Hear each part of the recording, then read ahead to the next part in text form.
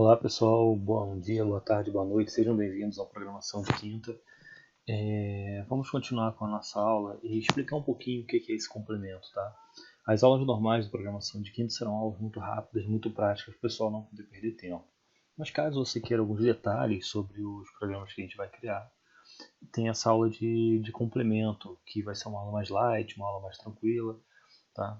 E isso aqui foi o que nós fizemos na última aula, né? Fizemos toda a estruturação, utilizamos o Sublime, tá? Quem está assistindo essa aula aqui pela primeira vez, recomendo assistir a aula 1 para poder explicar todos os detalhes de como é que isso aqui foi feito, como é que chegamos a esse ponto aqui, tá? Então, uma coisa que ficou faltando na última aula foi que eu utilizei o nome index.html.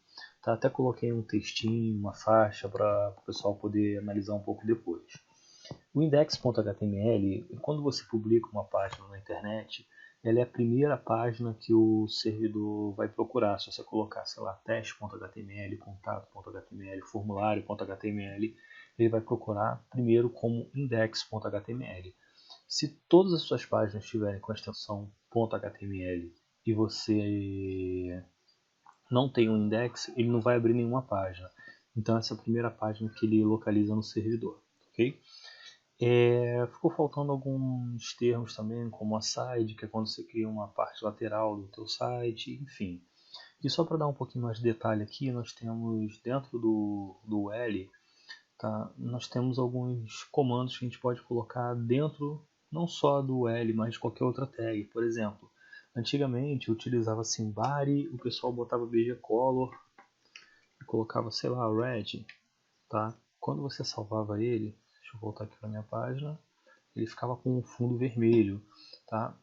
Hoje a gente não utiliza mais muitos parâmetros aqui, tá? Existe um movimento aqui no Brasil chamado TableS, tá? Que faz o seguinte, é menos tabelas, mas também é um movimento que utiliza mais o CSS, que faz com que o código seja cada vez mais limpo. E essa parte onde está escrito BG Color aqui, os parâmetros que nós temos dentro das nossas tags, a gente não está utilizando tanto assim. Por exemplo, aqui no meta tag nós temos o car7, o TF8. Então, pô, bacana, a gente mantém aqui porque é um parâmetro que é obrigatório dentro do meta. No meta também existe a descrição, existe o conteúdo, isso a gente pode trabalhar com ele também, tá bom? Vamos a um exemplo. A gente pode utilizar aqui na nossa meta, por exemplo, meta, posso colocar um nome para ele e colocar aqui keywords, né, que são palavras-chave. E o conteúdo, tá, que a gente pode colocar, por exemplo, aqui no nível game a gente pode colocar jogos, consoles, a gente pode colocar palavras que irão fazer parte que o Google conseguirá achar, por exemplo, loja virtual. Então são palavras que nós vamos utilizar que o Google pode pesquisar através da linha de pesquisa. Por exemplo, alguém vai procurar jogos, ele pode direcionar aqui para essa parte. Você pode utilizar também um chamado autor, tá? E colocar o nome o teu nome, né? Sei lá, José Bonifácio, enfim. Então a gente pode colocar aqui também. E também a gente pode colocar uma descrição, tá, sobre o site, que também ajuda também na hora de pesquisar, tá bom? Eu não vou fazer alterações aqui nesse site, tudo que eu fizer eu vou apagar para poder manter o que o pessoal que vai assistir a aula 1 e depois assistir a aula 2 diretamente, tá? É assim, um comando que existia antigamente, só para complementar o que eu falei sobre o body, aqui dentro do L também tinha o tipo.